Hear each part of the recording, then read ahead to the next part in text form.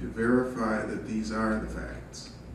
And that is why Genocide Watch has called upon the United Nations High Commissioner for Human Rights to investigate what is happening in Ethiopia. Because by doing that investigation, and I know the UN High Commissioner for Human Rights personally, by doing that investigation, it will provide a report that she can then take to the UN Security Council and say, this government is systematically violating people's human rights. With that kind of report, we very well might be able to have a case finally brought against this government in the International Criminal Court. It's the only way, by the way, that we could get a case currently brought before the International Criminal Court, because Ethiopia is not a party to the treaty that would allow it to simply be brought in easily. It would take action by the UN Security Council. So what chance is there of that? I don't know. Partly because my own government, the United States, has been such a strong supporter of the Melis regime. I'm terribly ashamed of that. But I can tell you, and this is an important thing to always remember about governments. Governments are not monolithic entities. They're made up of people. And there's some very good people working inside the State Department and working inside the American government who are opposed to those policies. And I can tell you the name of at least one of those people because I've worked with him a great deal. He helped to head off massacres against Anuak, who had fled into Sudan and were in the Pochala refugee camp. The Ethiopian government had sent troops across the border into Sudan. It was a violation of international law. And we had learned about these troops just the day before. And I called up this person who was our desk officer for Ethiopia in the State Department because I still knew him. And he, in turn, called our ambassador. The ambassador went in directly to talk to President Melis, Prime Minister Melis, and we got those troops taken out. They were removed from Sudan. Ethiopia is still very dependent upon its good relations with the United States. So if the U.S. puts pressure on the Ethiopian government, it can have a big effect. That is what we must do. That is why you are so important. You represent the Ethiopian diaspora.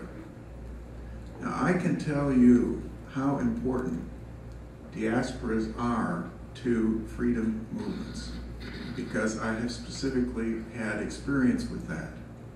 I was the legal advisor to the Ukrainian independence movement during the era when the Soviet Union was falling apart. And one of the most important forces for our movement were Ukrainian Americans. In other words, people who contribute money, their language ability, their ability to speak out, to support the people inside Ukraine who were fighting the Ukrainian communist regime. And eventually, of course, as you know, that Ukrainian government did declare independence from the Soviet Union, and the Soviet Union broke up. So I know from past experience how important it is what you can do as members of the diaspora community to support the democracy movement in Ethiopia. To do it, you have to overcome ethnicity. You've got to first see yourselves as Ethiopians and not get into squabbles about, past history between Amharas and Oromos and all of the other different groups in Ethiopia, because you are Ethiopian first. I mean, you're human first, but you're Ethiopian after that. That is a crucial thing to keep in mind when you're planning this movement.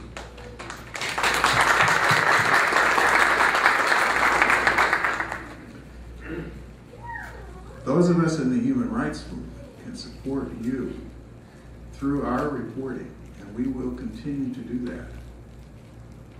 We will continue to put things on Genocide Watch's website. We will continue to put your reports that you send to us. We will, if you ask us, we can keep names out of the reports so that you can send them and we won't have to reveal where they came from. We can also get sister human rights organizations to continue to investigate. Human Rights Watch, for instance, has done a very good investigation of the Aniak genocide. We also have many contacts in our own government, and we will continue to use those. I am very hopeful right now, in fact, that the U.S. government will be more sympathetic to the democracy movement in Ethiopia, simply because that desk officer that I spoke about is now our main political officer in Addis Ababa. In other words, he's been promoted. He's a good man. He's on the side of democracy. He's against genocide. He's against the kind of killing that the Melis regime has been doing. I know him personally. He has a lot of influence with our ambassador. I think that this kind of movement could change the history of Ethiopia. And I think you can start that movement. It is up to you. The future is in your hands. You can support the people inside Ethiopia who will bring about the changes that this country, that your country needs. We are all working on this together, but the future is for Ethiopia in your hands. I can only tell you how much we will support you in every way we can. Thank you.